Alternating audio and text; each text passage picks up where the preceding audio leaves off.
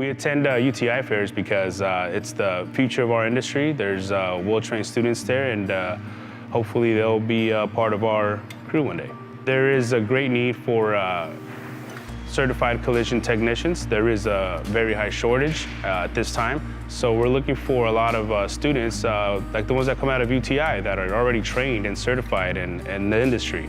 They get a leg up on the competition. I love the fact that we get a chance to turn customers around. You know, when you go into a body shop, it's a bad day.